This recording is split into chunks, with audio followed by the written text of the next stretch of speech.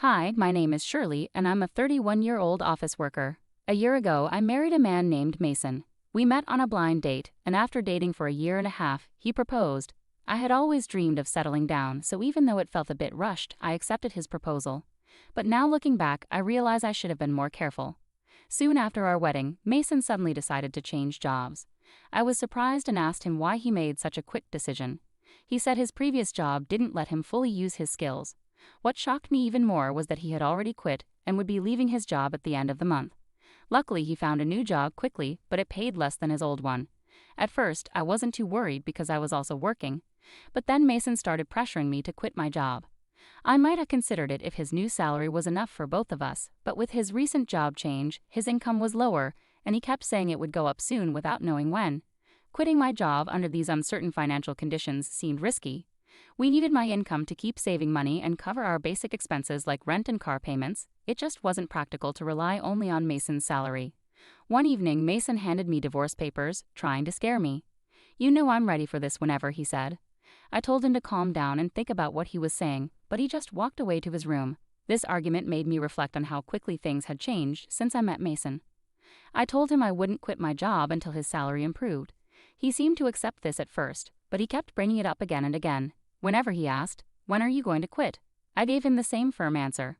Now, a year into our marriage, his salary still hadn't increased, and he continued to pressure me about quitting my job. Sometimes I wanted to respond sarcastically, but I held back, knowing our financial stability depended on my income. If quitting my job was so important to him, I felt he should focus on advancing his career to earn more. As time went on, I started to understand why Mason was so insistent on me leaving my job. It became clear during our visits to his parents' house. Whenever we were with his mother, Martha, Mason would act concerned and say he wanted to make her life easier. Martha would thank him, and Mason would look at me like he was trying to nudge me into quitting. He suggested that his mother needed help, but Martha was perfectly fine. She was healthy, active, and even worked a part-time job that supported her hobbies and social life. She didn't need me to take care of her, but Mason kept pushing the idea. "If only one of us were home during the day, we could check on Mom daily," he said out of nowhere. It seemed he imagined me visiting Martha every day, which felt unnecessary and overwhelming. I asked him directly what he expected me to do since Martha was perfectly capable on her own. Mason listed small tasks like helping with housework or running errands. It was clear he had ideas about how I could contribute, but none of them seemed to justify me giving up my career. This constant cycle of requests and explanations was exhausting. I needed Mason to understand that while I was happy to support his family when needed, quitting my job without a good reason was not something I could easily agree to. After all, Martha had her part-time job and spent most of her days out with friends. I pointed out to Mason that when he suggested I handle the housework during the day, his response left me baffled. Was he really implying that I should become his mother's maid? Mason was always very concerned about maintaining a certain image, especially in front of his parents. If he was so eager to take care of them, why didn't he handle the household chores himself? Despite his insistence, I stood firm in my decision not to quit my job. I also chose not to visit my in-laws on my days off, although I made an effort to see them during major holidays like New Year's. During our visits, I noticed a pattern. Mason often delegated tasks to me. He'd ask me to tidy up, assist his mom, or run errands.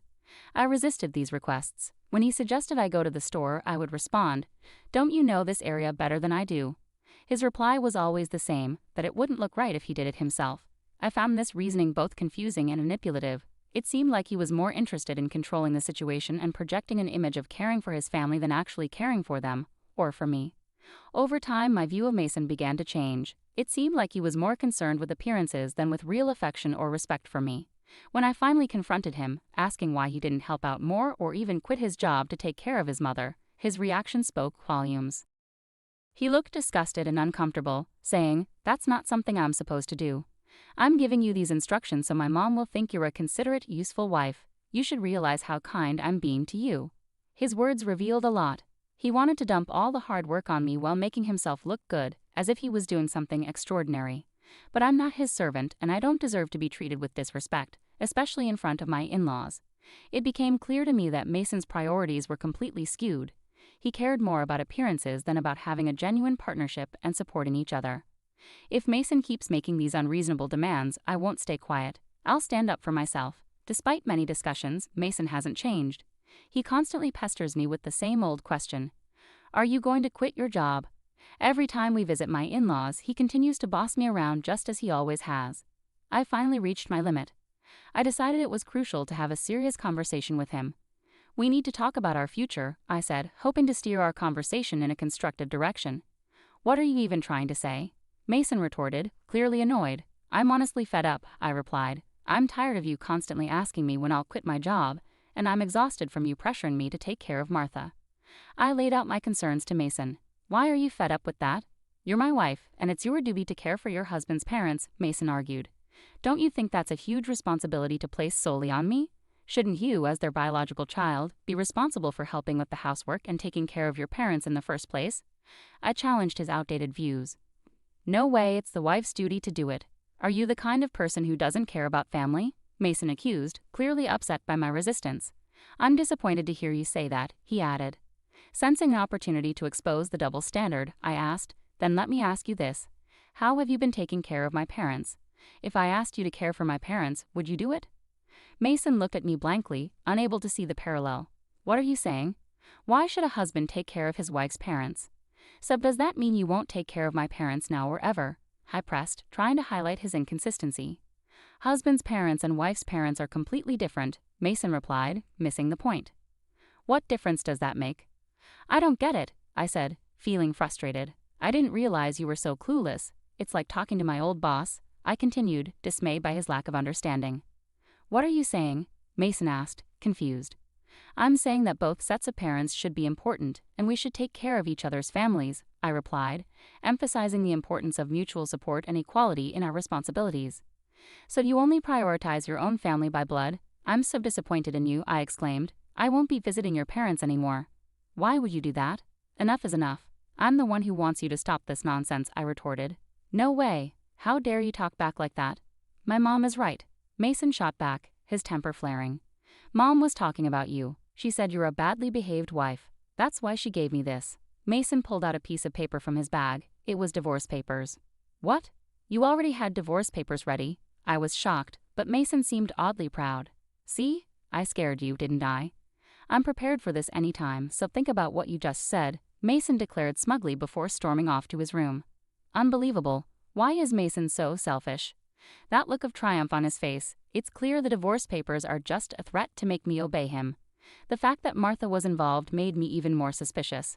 Mason is acting like a puppet for his mom, trying to control me while following her orders. It's ridiculous. I won't let Mason have his way. How can he not see that our marriage is in trouble when he acts like this? His lack of understanding just annoys me more. Mason had already completed the divorce papers and had them signed with witnesses, including Martha and his friends. This meant I could sign and file them whenever I chose. The next day after Mason went to work, I filled out the divorce papers and submitted them to the city office. As a precaution, I also filed a notice of non-acceptance of the marriage certificate. I called my parents and explained the situation, knowing Mason might try to file the marriage certificate on his own.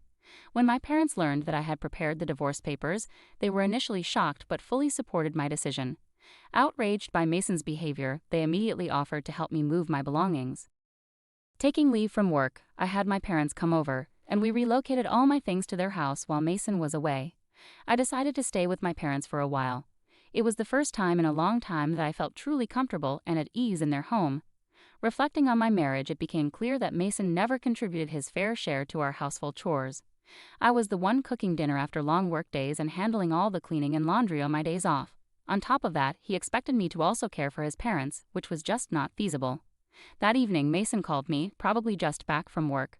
Hello? Hey, where are you right now? I told Mason, I'm at my parents' house. He sounded surprised and annoyed. Why would you go back there without my permission? Where's all your stuff? Don't tell me you were staying the night, he questioned, not realizing the seriousness of the situation. He seemed to think I was just staying over, not that I had moved out for good. I'm not coming back, I said firmly. What are you talking about? Come back here and make me some food, he demanded. Make it yourself, I replied before ending the call. I couldn't discuss divorce with him if he kept acting so dismissive, so I decided to block his number and wait for him to show up at my parents' house. A week later, Mason arrived at my parents' home with his parents. They'd all looked serious as we sat down in the living room. It was 3 against 3. How could you leave without my permission? Mason demanded, his voice full of disbelief and accusation. You were treating me like a housekeeper, Mason. All I ever asked was that you take care of your family responsibilities, I said, standing my ground. That's not true. What kind of wife am I if I don't take care of Mason? Martha, his mom, gave me a fierce glare. My father started to get angry, but I quickly spoke up. Mason told me to quit my job and take care of Martha, claiming it was my duty as his wife. Yet when it comes to my own family, he expects me to handle everything alone. Ultimately, Mason wants obedience and uses me to care for his parents while taking credit for it. That's why he prioritizes his parents over mine. Martha continued to glare, but Mason's father, Liam, looked confused, as if he hadn't known about this. "Let me clear the air," Mason said, suddenly blaming the idea of divorce on his mother. "Why would you suggest that?" Liam asked, surprised. "Oh no, it's because Camila has an attitude problem," Martha stammered. "And did you say that my parents aren't a priority?" I pressed. "Well, it's only natural that your parents come first," Martha replied defensively. "Don't be absurd. I came here to support you after hearing about the unfair treatment Camila endured, but now it seems you're the one at fault. Don't hide behind her parents' authority to get your way," Liam said, making Mason visibly shrink in his seat. Liam then apologized to me and my parents. "I'm truly sorry for the trouble caused by my foolish son. I will have a serious talk with him." "Liam, you're not to blame, so please don't apologize," I replied. "Thank you for your kind words, but there's something else I need to say." I turned to Mason, who looked nervous. "The divorce papers you gave me, I've already filed them. We're no longer married." Mason and Martha both turned pale. "Why did you file them without my permission?" Mason demanded, shocked. "You told me I could file them whenever I wanted. Besides, you had already filled out your part and had Martha sign as a witness," I calmly explained, but Mason was clearly at a loss for words. Seeing the tension, Liam, furious, intervened. "Mason, you used divorce as a threat?" he exclaimed, and unable to contain his anger, he slapped Mason across the face. Martha, witnessing this, was visibly shaken. Liam turned to me and apologized sincerely. "I apologize deeply that you had to witness this. You have every right to divorce this fool. On behalf of Mason, I'm truly sorry for the damage done to your marriage," he said, tightening his grip on Mason's collar as he demanded apologies from both Mason and Martha before ushering them out of the house. Later, I thanked Liam for his intervention. He assured me that all of Mason's assets and property were transferred to me without any hassle, given my higher income and the effort I had put into managing our household. It was a relief to secure everything from our marriage. I later found out that Liam had divorced Martha, clearly disgusted by her actions. One day I ran into a colleague from Mason's old workplace who shared some surprising news. Mason had not been performing well at his job and often received harsh criticism from his boss. In defiance, Mason resigned and switched jobs, which only added to my frustration with him. Rather than taking responsibility for his shortcomings, he blamed others, which likely contributed to his lower pay at the new job. Now I'm relieved to have left him. I've rented a cozy apartment and am enjoying living independently. Work is going smoothly, and I even received a recent raise. Currently, I'm not interested in relationships and prefer to focus on my career. Mason always cared more about appearances than actual abilities. He maintained a facade at home but failed to improve professionally. Sadly, many spouses use divorce threats as leverage, thinking it gives them power, but it's a big mistake. I hope they realize their folly and find happiness alone. Meanwhile, I'm grateful to have moved on from Mason and look forward to meeting someone special in the future when I'm ready.